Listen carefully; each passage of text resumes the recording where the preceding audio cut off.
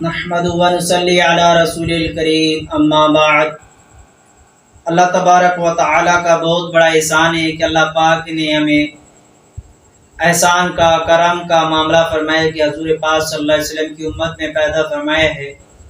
اللہ پاک نے اس امت کو بہترین امت فرمایا ہے، تو اللہ پاک نے کتنا بڑا احسان کیا ہے اس امت کے اوپر کہ آپ صلی اللہ علیہ وسلم جیسی ہستی عطا فرمائی ہے، اور آپ صلی اللہ علیہ وسلم کی مبارک زندگی کو اپنا کر اللہ پاک نے صحابہ کو کامیاب فرمایا تھا اور ان کو ہدایت کا ستارہ فرمایا۔ اللہ کے نبی میرے صحابہ ستاروں کے مانے، جو بھی ان کی اقتداء کرے گا وہ کامیابی تک پہنچ جائے گا۔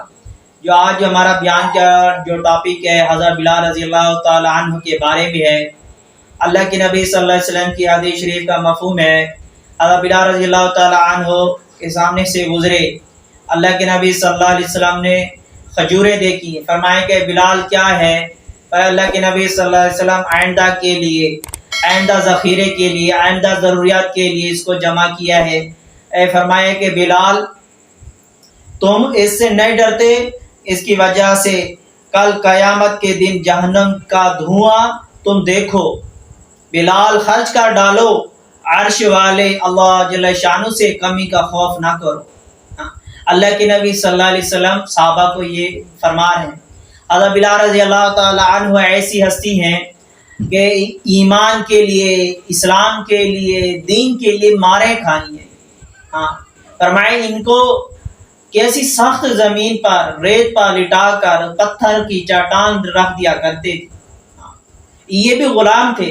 حضرت ابوبکر صدیق رضی اللہ تعالی عنہ نے ان کو آزاد کرایا، اور ایسے کوڑے مارے جاتے، اے بلال اس حال میں مر جا، اگر تو زندگی چاہتا ہے تو اسلام سے پھر جا۔ فرمائے کہ جان تو جا سکتی ہے لیکن ایمان اور اسلام زندگی سے اور دل سے نہیں نکل سکتا۔ فرمائے کہ بلال جس کے لیے تو مارے کھا رہے ہے وہ تجھے چھڑاتا نہیں ہے۔ فرمائے کہ اللہ جل شانہ مجھے دیکھ رہے ہیں، بلال کچا ہے یا پکا ہے۔ اسلام کے لیے ایسی مارے انہوں نے کھائی ہیں، تو آخر میں اللہ پاک نے یہ صلہ دیا کہ حضور پاک صلی اللہ علیہ وسلم کا ہمیشہ کا سفر کا ساتھی بنا دیا۔ سفر و حضر میں حضرت بلال رضی اللہ تعالی عنہ کے ذمے تھی اذان دینا ہمیشہ کے لیے۔ جب اللہ کے نبی صلی اللہ علیہ وسلم کا دنیا سے وصال ہوا تو حضرت بلال رضی اللہ تعالی عنہ کو جگہ دے کر فرمایا کہ بڑا گرانی تھی، فرمایا کہ پھر ارادہ کر لیا کہ زندگی کے جتنی جائے دین ہے اس کو اللہ کے راستے میں خرچ کر دوں، جہاد کے لیے، کلمات اللہ کے لیے، اللہ کے راستے میں چل دی۔ کئی عرصہ تک پھر واپس لوٹ کے نہیں ہے۔ پھر جب سوئے تو نیند میں اللہ کے نبی صلی اللہ علیہ وسلم کی زیارت ہو گئی۔ فرمایا کہ بلال کیا ظلم ہے، ہمارے پاس نہیں آتے؟ جب فرمایا آنکھ کھلی تو مدینہ میں حاضر ہوئے۔ فرمایا کہ حسن حسین رضی اللہ تعالی عنہ نے اذان کی فرمائش کی، اور لاڈلوں کی فرمائش ایسی نہیں تھی کہ گنجائش باقی رہتی، انکار کرتے۔ فرمایا کہ اللہ جل شانہ نے ان کو یہ مقام عطا کیا تھا کہ ساری دنیا جو ہے ان کا قدم چوم رہی تھی، کائنات کو اللہ پاک نے ان کے لیے مسخر فرما دیا تھا۔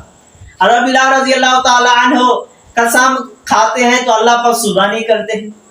ایک مرتبہ رمضان مبارک میں اللہ کے نبی صلی اللہ علیہ وسلم سحری نوش فرما رہے ہیں۔ فرمایا کہ آئے اللہ کے نبی، وقت ختم ہو گیا، پھر اسی طرح پھر آئے۔ فرمایا کہ اللہ کی قسم سحری اللہ پاک نے صبح گئے، اے بلال جب آپ نے قسم کھائی اللہ نے سحری صبح کا، ایسا عمل تھا صحابہ کا۔ تو فرمایا کہ بلال کیا دنیا تم آخرت کے بارے میں نہیں ڈرتے؟ آخرت کی جہنم کا دھواں تم برداشت کرو گے؟ صحابہ کو یہ فرمایا کہ جنت میں جو جانے والے ہیں زیادہ فرمایا کہ غربا ہوں گے، مساکین ہوں گے، اور جہنم کے اندر اللہ کے نبی صلی اللہ علیہ وسلم فرمایا کہ عمرہ کے بارے میں، امیر لوگوں کے بارے میں یہ حساب کتاب میں مبتلا ہوں گے اور یہ جہنم کے اندر جا رہے ہوں گے۔ فرمایا کہ اتنا پہیے کا اللہ حساب لیں گے۔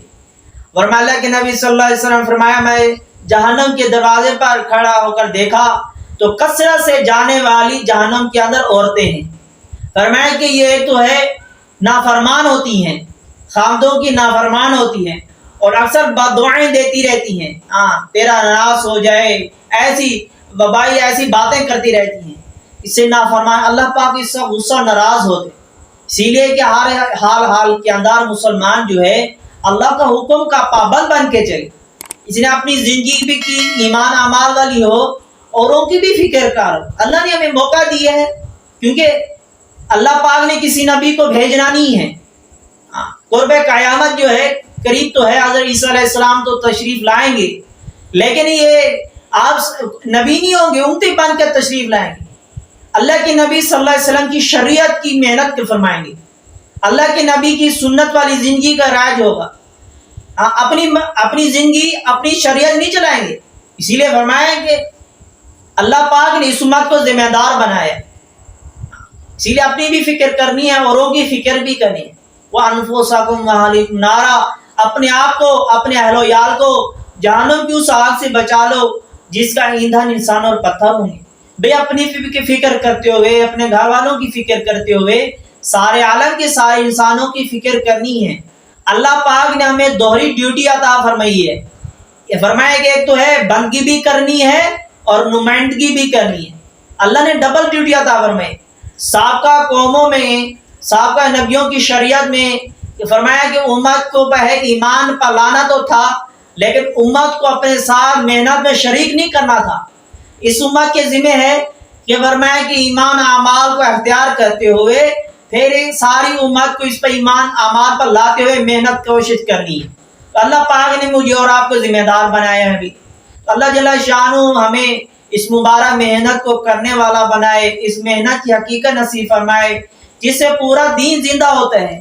قیامت تک آنے والے انسانوں کے اندر اللہ پاک ہدایت کے فیصلے فرماتے ہیں. اللہ جل شانہ ہمیں دین اور دین کی محنت عطا فرمائے، اس کی قدردانی نصیب فرمائے اور دین کو لے کر پوری عالم کے لیے پھرنے والا بنائے. وما علینا البلاغ المبین.